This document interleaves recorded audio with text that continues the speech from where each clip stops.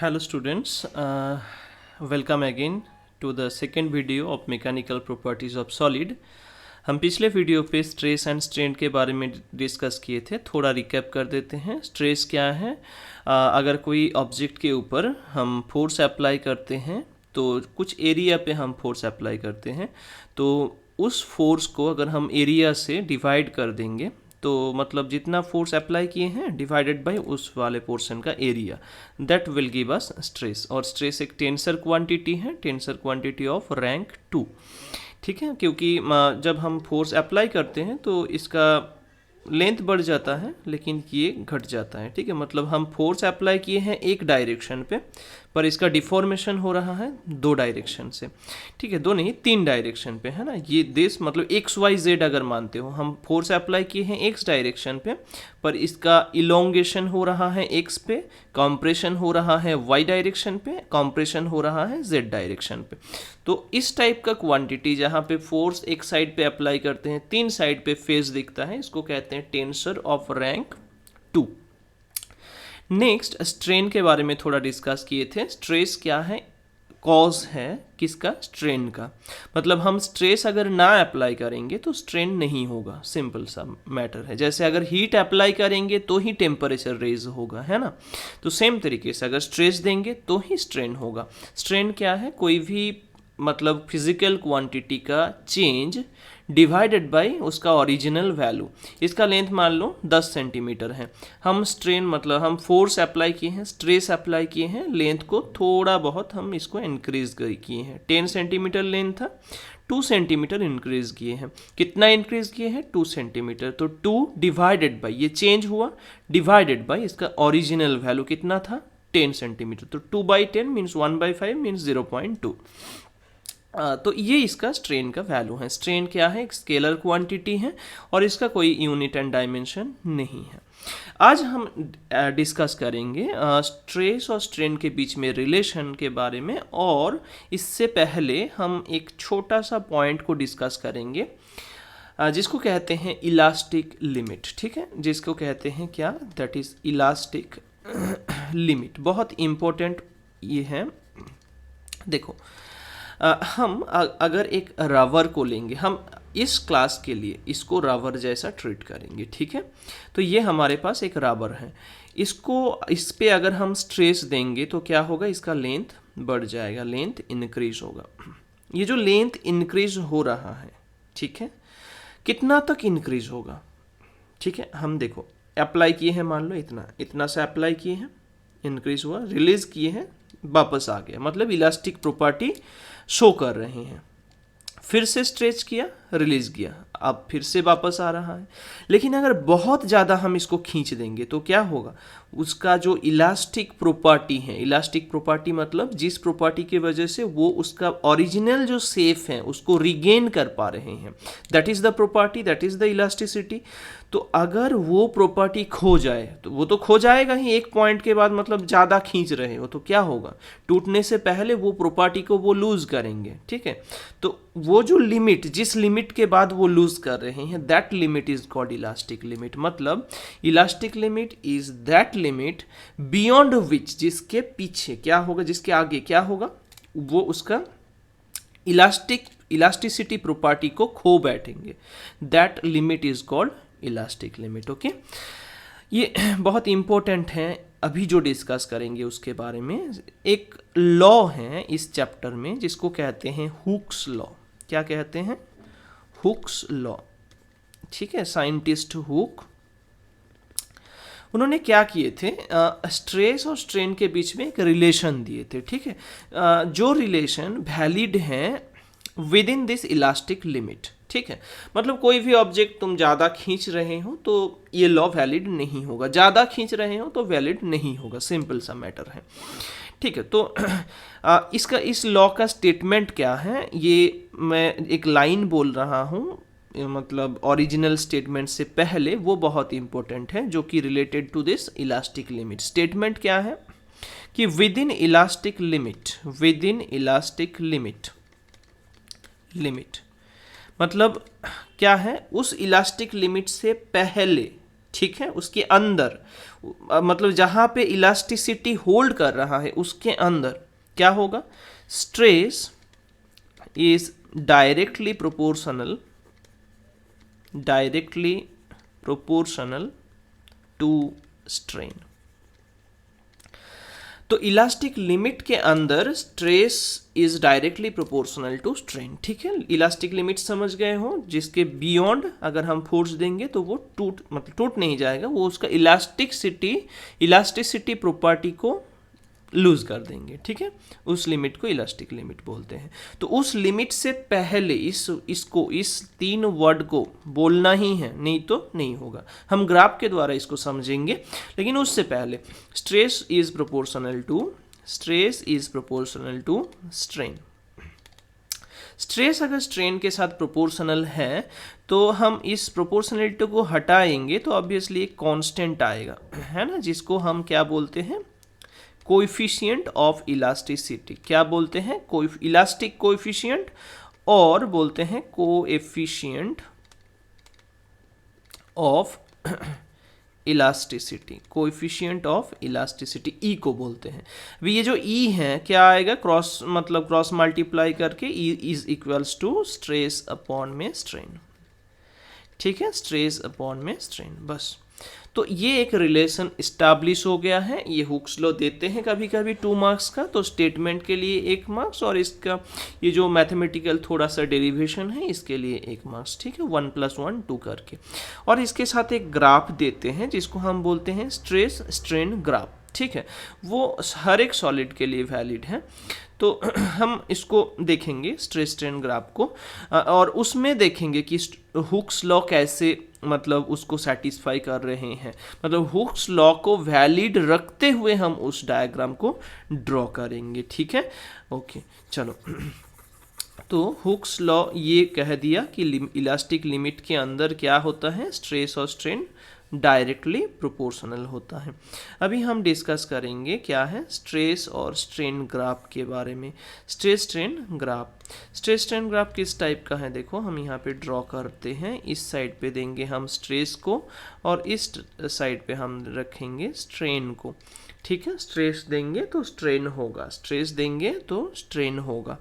ठीक है, हम क्या कर रहे हैं, तो with in elastic limit stress और स्ट्रेन क्या है, प्रोपोर्शनल, मतलब पूरा सीधा लाइन जाएगा। ठीक है, दो जैसे y proportional to x, y equals to mx, y equals to mx plus c, ये सब ग्राफ क्या है, स्ट्रेट लाइन ग्राफ है ना। y इक्वल्स टू mx जो है वो तो स्ट्रेट लाइन है ही, वो पासिंग थ्रू द ऑरिजिन भी है। ठीक है, तो इस टाइप का ग्राफ है। स्ट्रेस और स्ट्रेन डायरेक्टली प्रोपोर्शनल हुआ कुछ पॉइंट तक, उसके बाद कुछ ऐसे ये बिहेवियर शो करते हैं इस टाइप का।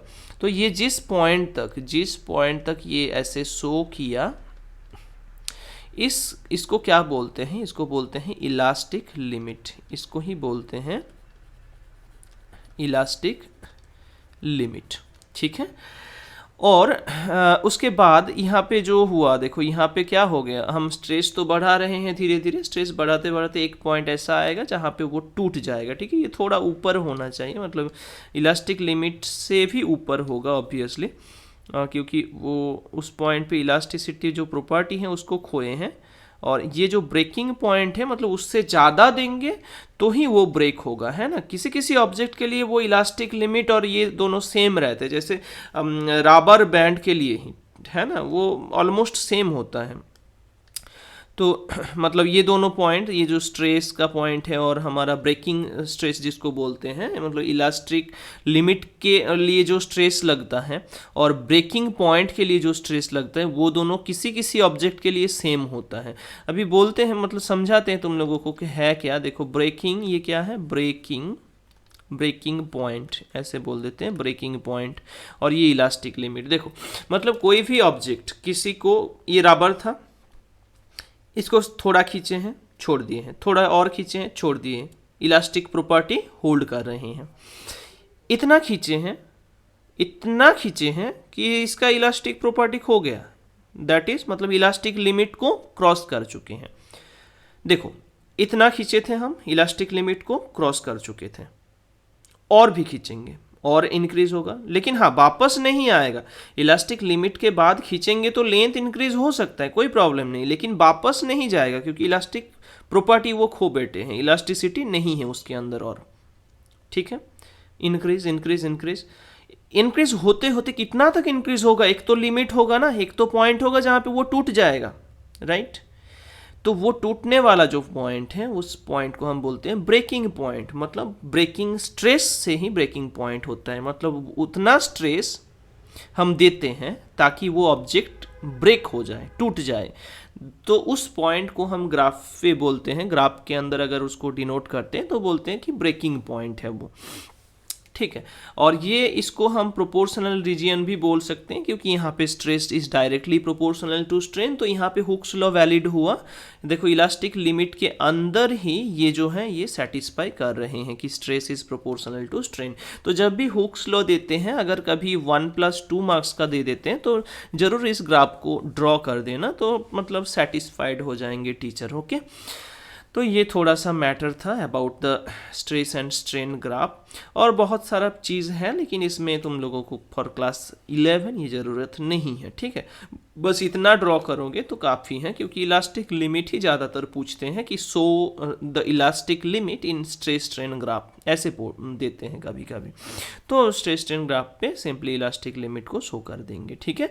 और उसके अब ये जो मतलब ग्राफ दिख रहा है, ये जो लाइन दिख रहा है, उसको ऑब्वियसली ये रखना, स्ट्रेट लाइन ड्रॉ करना बस। अभी हम जो बोल रहे थे उसको थोड़ा एक्सप्लेन करते हैं। क्या बोल रहे थे कि हम लोगों को इलास्टिक मतलब इलास्टिक कोएफिशिएंट या कोएफिशिएंट ऑफ इलास्टिसिटी मिल गया था, जो कि स्ट्रेस बाय स्ट्रेन था, है ना, स्ट्रेस बाय स्ट्रेन।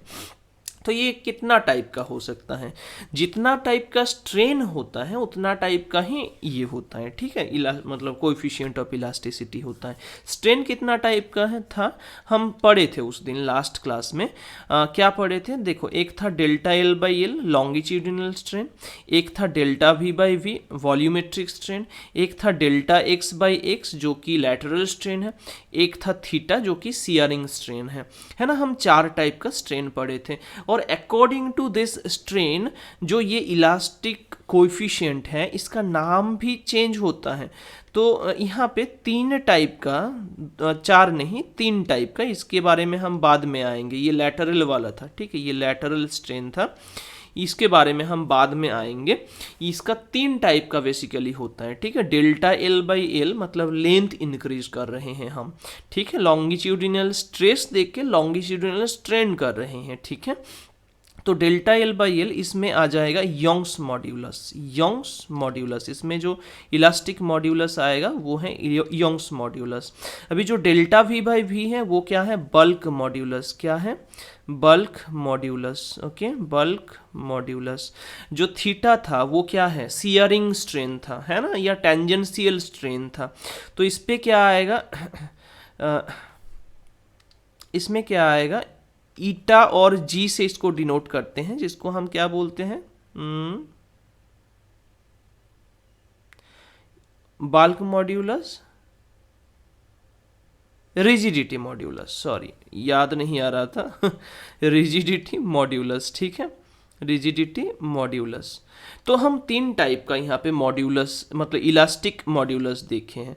हाँ, कभी कभी इसको सियर मॉड्यूलस भी बोलते हैं सियरिंग स्ट्रेन के वजह से, लेकिन ज़्यादातर इसका नाम है रिजिडिटी मॉड्यूलस। मेरे को साइन ही याद था पर थोड़ा मतलब माइंड से आउट हो गया था।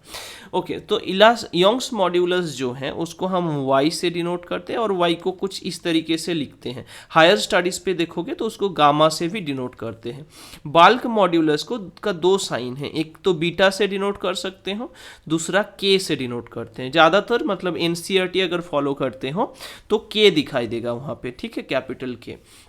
और रिजिडिटी मॉड्यूलस एनसीईआरटी पे कैपिटल जी से डिनोट करते हैं और सिंपली उसको ईटा से भी डिनोट कर सकते हो। हायर स्टडीज़ पे वो करते हैं, ठीक है। हायर स्टडीज़ पे हम यंग्स मॉड्यूलस को गामा से, बल्क मॉड्यूलस को बीटा से एंड रिजिडिटी मॉड्यूलस को ईटा से डिनोट करते हैं। पर तुम्हारे सिलेबस के लिए यंग्स मॉड्यूलस को वाई से, इसमें इसको भी के से और इसको जी से डिनोट करेंगे, कैपिटल जी से। कैपिटल जी मतलब ग्रेविटेशन याद मत करना, capital G means rigidity modulus, ठीक है।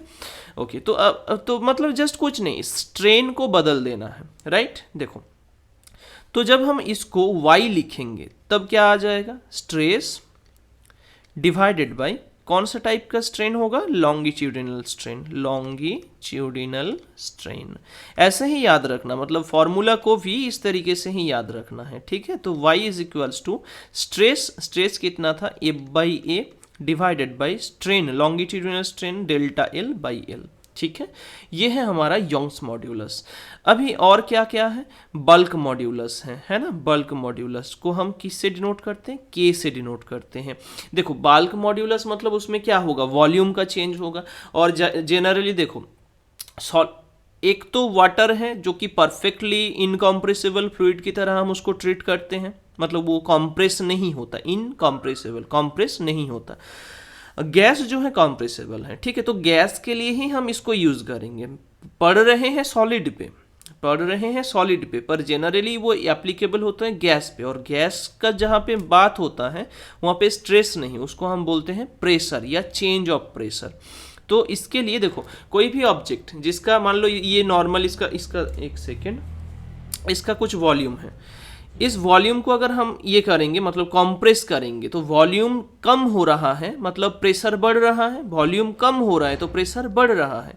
और अगर वॉल्यूम इंक्रीज करते हैं तो क्या होगा, प्रेशर घटते हैं। मतलब एक इंक्रीज तो दूसरा डिक्रीज, है ना। तो जब हम इसको लिखेंगे स्ट्रेस बाई क्या लिखेंगे, volumetric strain, stress by volumetric strain.